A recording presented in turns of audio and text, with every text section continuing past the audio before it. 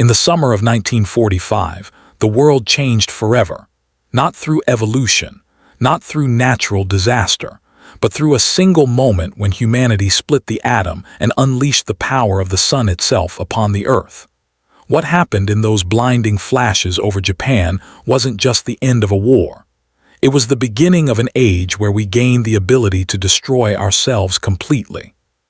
This is the story of the atomic bomb, the most terrifying weapon ever created, and what it reveals about the darkest capabilities of human ingenuity. Picture this. You're standing in Hiroshima on the morning of August 6, 1945. It's 8:15 a.m. The sun is already warm, people are heading to work, children are playing, and the city is alive with the rhythm of daily life. In 60 seconds, everything you see will be gone, vaporized, erased from existence by a force so powerful that it defies human comprehension. But to understand how we arrived at this moment, we need to go back to where it all began, in the quiet laboratories of early 20th century physics. The story starts not with weapons, but with curiosity. In 1938, two German scientists, Otto Hahn and Fritz Strassmann, discovered something extraordinary. When they bombarded uranium atoms with neutrons, the uranium didn't just absorb them. It split apart. This was nuclear fission, and it released an enormous amount of energy. Their colleague, Lise Meitner, who had fled Nazi Germany because she was Jewish, helped explain what was happening. When a heavy atomic nucleus splits, it doesn't just break cleanly. It releases more neutrons, which can split more atoms, which release more neutrons. It's a chain reaction, and the energy released is governed by Einstein's famous equation, E equals mc squared. A tiny amount of mass converts into an absolutely staggering amount of energy. Scientists around the world immediately understood the implications. If you could control this chain reaction, you had a powerful new energy source.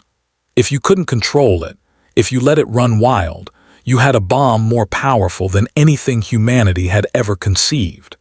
And in 1939, with war clouds gathering over Europe, that possibility became terrifying. Enter Albert Einstein.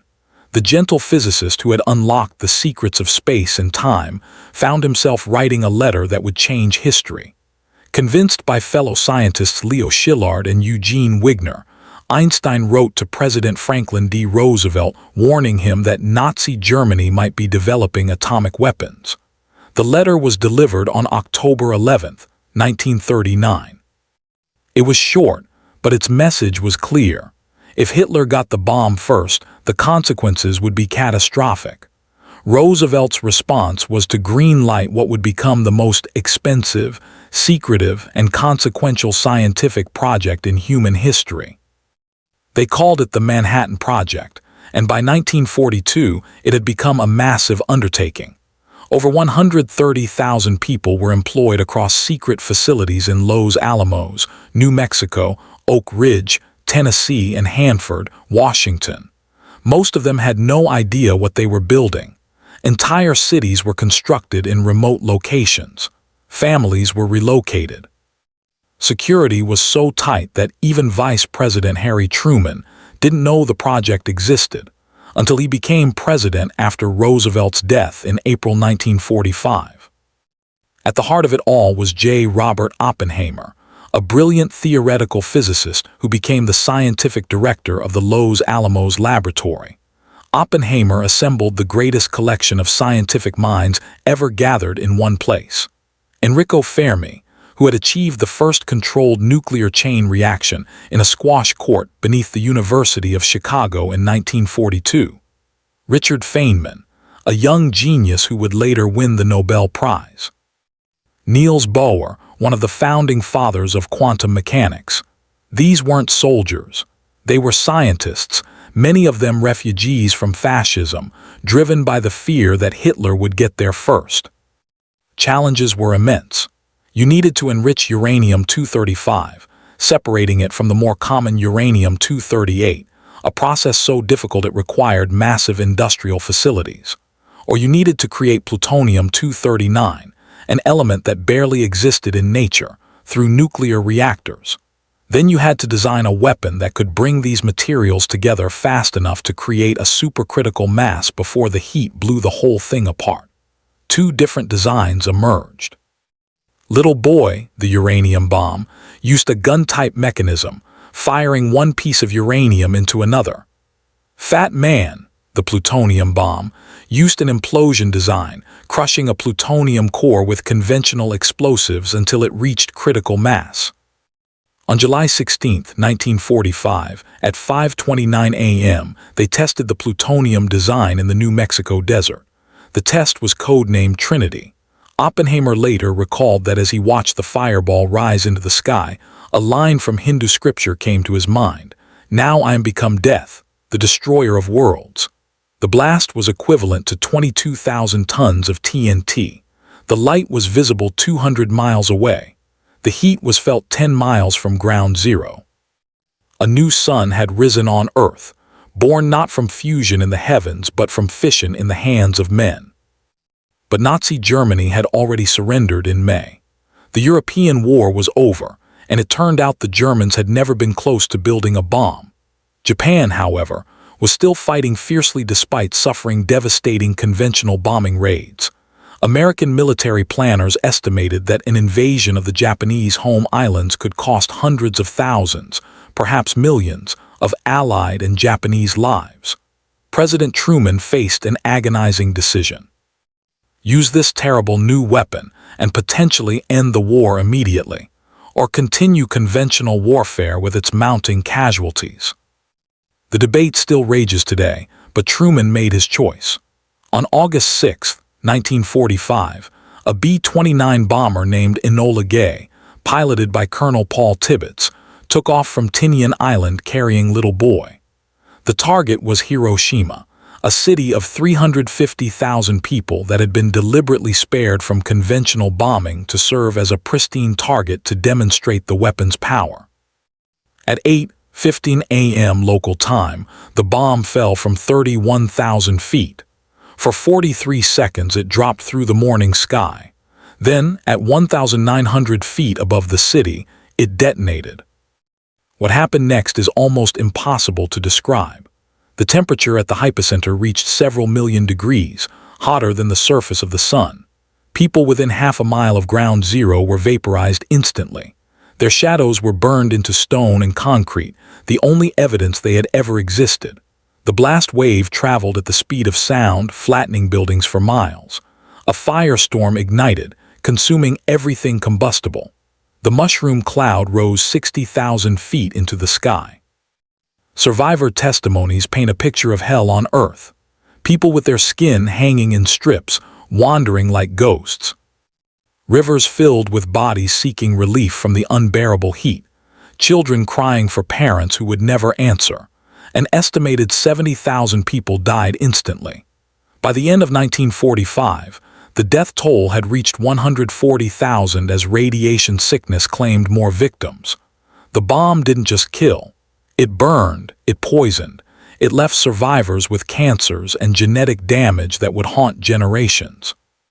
3 days later, on August 9th, before Japan could fully comprehend what had happened, a second bomb fell on Nagasaki. Fat Man killed an estimated 70,000 people. On August 15th, Emperor Hirohito announced Japan's surrender. The war was over, but the nuclear age had just begun. The Soviet Union tested its first atomic bomb in 1949, much earlier than American intelligence had predicted. The nuclear arms race was on. Both superpowers pursued hydrogen bombs, fusion weapons that made the Hiroshima and Nagasaki bombs look small by comparison. The first hydrogen bomb test, codenamed Ivy Mike, was conducted by the United States in 1952. It yielded 10.4 megatons, 700 times more powerful than Little Boy. The Soviets followed with their own hydrogen bomb in 1953. The world had entered a state of mutually assured destruction, appropriately abbreviated as MAD. Both sides possessed enough nuclear weapons to destroy civilization many times over. The doctrine was simple and terrifying. Any nuclear attack would be met with overwhelming nuclear retaliation, ensuring that both the attacker and the defender would be annihilated. Peace was maintained not through goodwill, but through the promise of mutual extinction. During the Cuban Missile Crisis of October 1962, humanity came closer to nuclear war than most people realize. For 13 days, the United States and Soviet Union stood on the brink as Soviet nuclear missiles were discovered in Cuba, just 90 miles from American shores. Vasily Arkhipov, a Soviet submarine officer, literally saved the world when he refused to authorize the launch of a nuclear torpedo against American ships, even though his fellow officers voted to fire. One man's decision prevented what could have been the beginning of World War III. The nuclear club expanded. Britain tested its first bomb in 1952, France in 1960, China in 1964, India in 1974, Pakistan in 1998, North Korea joined in 2006. Israel is widely believed to possess nuclear weapons but has never officially confirmed or denied it. Today, 9 nations possess approximately 12,500 nuclear warheads. Russia and the United States hold over 90% of them. So what actually happens when a nuclear bomb explodes? Understanding this is crucial to grasping why these weapons are so uniquely terrible. The detonation occurs in 4 distinct phases, each more destructive than any conventional weapon could achieve. First comes the initial radiation and heat flash. In a fraction of a second, thermal radiation bursts outward, traveling at the speed of light. This is what causes the characteristic flash that can blind people dozens of miles away. Temperatures near ground zero reach millions of degrees, instantly igniting everything flammable and vaporizing anything close to the epicenter. This thermal pulse can cause degree burns to exposed skin up to several miles away, depending on the weapon's size. Next is the blast wave, a wall of compressed air moving at supersonic speeds. This is what destroys buildings, snapping steel and pulverizing concrete. The overpressure can be 20 pounds per square inch or more at close range, enough to collapse almost any structure. Behind the blast wave comes a powerful suction as air rushes back toward the low-pressure area created by the explosion, sometimes strong enough to pull people and debris back toward ground zero. Third is the electromagnetic pulse, or EMP. The gamma radiation from the explosion ionizes the atmosphere, creating a powerful electromagnetic field that can destroy electronic equipment over a huge area. A single high-altitude nuclear detonation could potentially knock out electrical grids and communications across an entire continent. Finally, there's the radiation, both immediate and long-term. Neutrons and gamma rays released during the explosion can deliver lethal doses to anyone nearby who somehow survived the heat and blast. Then there's the fallout, radioactive debris sucked up into the mushroom cloud and scattered by the wind. This fallout can contaminate vast areas, making them uninhabitable for years or decades. Radiation sickness is a horrible way to die, with victims suffering nausea, bleeding, hair loss, and organ failure over days or weeks. A modern thermonuclear weapon, far more powerful than the bombs dropped on Japan, would devastate an area measured in hundreds of square miles. If a 1-megaton bomb, about 70 times more powerful than Little Boy, detonated over a major city like New York or London, the death toll would be in the millions within hours. The long-term effects from radiation, infrastructure collapse, and potential nuclear winter would claim millions more. Nuclear winter is perhaps the most terrifying consequence of all. Computer models suggest that a large-scale nuclear exchange would throw so much smoke and debris into the atmosphere that it would block out sunlight for months or years. Global temperatures would plummet. Agriculture would collapse. Even countries not directly involved in the conflict could face mass starvation. Some scientists believe that a full-scale nuclear war between major powers could end human civilization entirely. Yet here's what makes this so uniquely human and so uniquely tragic. We created this power through our greatest intellectual achievements. The same quantum mechanics that explains how atoms work, the same mathematics that describes the fundamental forces of nature, the same scientific method that has cured diseases and sent us to the moon, we turned it into the capacity for omnicide, the extinction of our own species by our own hand. Robert Oppenheimer spent the rest of his life haunted by what he had helped create. In 1954, during the Red Scare, his security clearance was revoked in a politically motivated hearing that destroyed his career. He became an advocate for international control of nuclear weapons, arguing that the atomic bomb had fundamentally changed the nature of war and required a new approach to international relations. He died in 1967, the father of the atomic bomb, forever marked by the terrible beauty of what he had witnessed in the New Mexico desert. The survivors of Hiroshima and Nagasaki, known as Hibakusha, have dedicated their lives to ensuring the world never forgets. They share their testimonies, describing the indescribable, so that future generations understand that nuclear weapons are not abstractions. They're real suffering, real death, real horror beyond imagination. As these survivors age and pass away, their voices become even more precious. They are the living witnesses to what happens when we unleash the atom in anger. Treaties have been negotiated. The Nuclear Non-Proliferation Treaty of 1968 aimed to prevent the spread of nuclear weapons and promote disarmament.